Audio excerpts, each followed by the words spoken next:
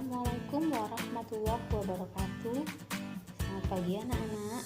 Kali ini kita bertemu lagi dalam pelajaran Bahasa Indonesia kelas 8 ya.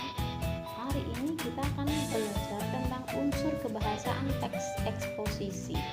Minggu kemarin kita sudah mempelajari tentang pengertian dan struktur di dalam teks eksposisi.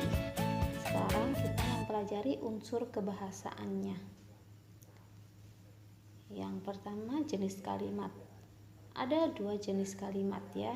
Satu, kalimat tunggal. Apa itu? Yaitu kalimat yang terdiri atas satu subjek, satu predikat, dan objek atau keterangan jika ada. Nah, contohnya, Hardika merekam kegiatan di sekolah. Jadi Hardika ini sebagai subjek, merekam sebagai predikat, kegiatan sebagai objek, dan di sekolah sebagai keterangan tempat. Oke, udah bisa ya. Selanjutnya,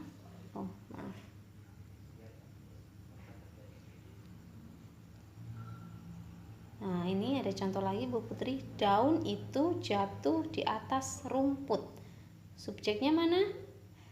Daun itu. Predikatnya? Betul.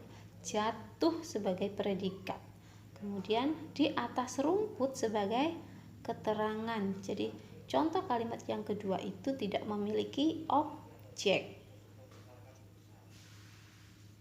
Nah, jenis kalimat yang berikutnya yaitu kalimat majemuk. Ini yang sedikit sulit ya. Apa itu kalimat majemuk? Yaitu kalimat yang terdiri atas satu subjek atau lebih dan predikat. Maksudnya dan satu predikat atau lebih.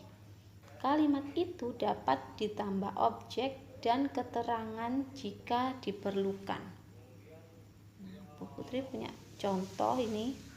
Nadia memakai sepatu, sedangkan Puspa memakai sandal. Nah, ini Nadia, ini subjek.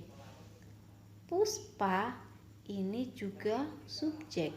Jadi ada dua subjek di dalam satu kalimat. Ya, jadi ini sudah termasuk kalimat majemuk. Kemudian ini memakai predikat. Ini juga memakai predikat. Jadi ada dua predikat juga. Yang terakhir di sini ada sepatu sebagai objek dan di sini sandal sebagai objek juga. Jadi ada dua anak kalimat yang susunannya sama, strukturnya itu sama, tapi dijadikan satu kalimat. Nah, ini jadi disebut dengan kalimat majemuk. Sudah paham bisa membedakan antara kalimat tunggal dan kalimat majemuk? Bisa ya? Oke. Contoh yang kedua, Putri punya contoh lagi. Sepeda Adi hilang saat dia berlatih basket. Subjeknya mana?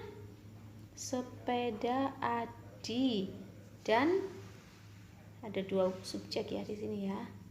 Ini sepeda Adi, ini subjek juga. Kemudian dia, ini juga subjek. Dia merujuk ke siapa? Yaitu Adi. Kemudian di sini ada hilang. Ini sebagai predikat. Kemudian ini berlatih sebagai predikat juga. Dan basket sebagai objek. Ini saat ini adalah konjungsi atau kata penghubung, sama dengan yang contoh kalimat pertama tadi, sedangkan ini juga kata penghubung. Ya, jadi ini ada dua subjek dan dua predikat. Meskipun objeknya hanya satu, ini sudah termasuk kalimat majemuk. Sudah paham ya? Oke. Lanjut. Nah, ini ada konjungsi atau kata penghubung. penghubung. Sepertinya ini kelas 7 sudah dipelajari ya. Oke. 1 ada penambahan, contoh konjungsi penambahan. Dan di sini Bu Putri punya contoh.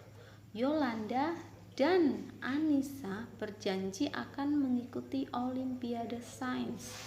Nah, ini konjungsinya sudah ada ya, dan di situ. Konjungsi yang kedua, sebab akibat. Jadi contoh sebab akibat konjungsinya itu sehingga, sebab, karena. Contoh kalimatnya, Rafika memberikan garam terlalu banyak sehingga sayur terasa asin. Nah, ada kata sehingga itu adalah sebab. Sebabnya mana? Sebabnya Rafika itu memberikan garam terlalu banyak. Jadi mengakibatkan atau akibatnya sayurnya terasa asin. Nah, ini adalah sebab akibat yang dihubungkan oleh kata penghubung sehingga. Yang ketiga ada perlawanan. Contoh konjungsi perlawanan itu tetapi. Ini contoh kalimatnya. Bayu saat masih SD gemuk, tetapi sekarang terlihat lebih kurus. Nah, ada kata tetapi sini. Perlawanan yang diperlawankan apa? Jadi bentuk tubuh Bayu, jadi gemuk menjadi lebih kurus. Nah, ini adalah perlawanan. Konjungsi yang keempat yaitu pemilihan. Contohnya atau. Contoh kalimatnya, Raffi merasa bingung. Dia harus memilih kuliah di Surabaya atau Malang. Jadi ada pilihannya, ada konjungsi atau ini artikan pemilihan di Surabaya atau Malang. Selanjutnya ada kelas kata. 1 ada kata benda atau nomina. Jadi ini dihafalkan ya. Nomina itu apa? Nomina itu kata benda. Jadi semakin tinggi kelas kalian, nanti yang sering digunakan yaitu istilah yang ini, nomina, bentuk latinnya itu ya. Contohnya ada batu. Batu jelas kata benda, kamu tahu kata benda.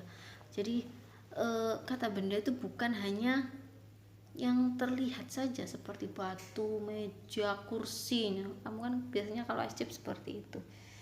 Jadi kesedihan itu juga termasuk kata benda. Peraturan itu juga termasuk kata benda. Jadi penambahan imbuhan ke-an dan pe-an itu menyebabkan atau menjadikan kata itu berubah kelas kata.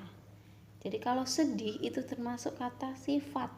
Tapi ketika ditambahi imbuhan ke dan akhiran an menjadi kesedihan, itu berubah kelas katanya menjadi nomina atau kata benda. Ya. Selanjutnya ada kata kerja atau verba. Jadi verba atau kata kerja ini biasanya kedudukannya di dalam kalimat menjadi apa? Sebagai apa? Predikat. Betul. Contohnya ini mudah sekali ya.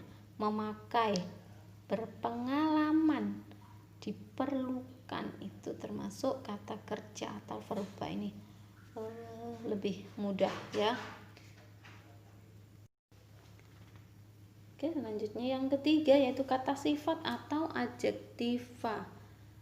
Contoh, sedih, kuning, jadi warna itu termasuk kata sifat ya. Tinggi itu juga termasuk kata sifat. Jadi cara membedakannya, kalau kata sifat itu bisa ditambahi dengan kata sangat atau sekali. Jadi sangat sedih kan bisa, sangat kuning bisa, sangat tinggi bisa, kemudian sangat gemuk, jadi gemuk menjadi kata sifat. Kemudian apa lagi? Sangat panas, nah itu bisa termasuk menjadi kata sifat ya. Paham ya? Yang ketiga ada kata keterangan atau adverbia. Contohnya, siang, sekarang, di depan, apalagi saat ini, apalagi ya nanti dicari sendiri ya. Oke, jadi kalian bisa membedakan bentuk-bentuk kelas kata, konjungsi, dan jenis kalimat di pertemuan ini. Ya, saya akhiri ya. Wassalamualaikum warahmatullahi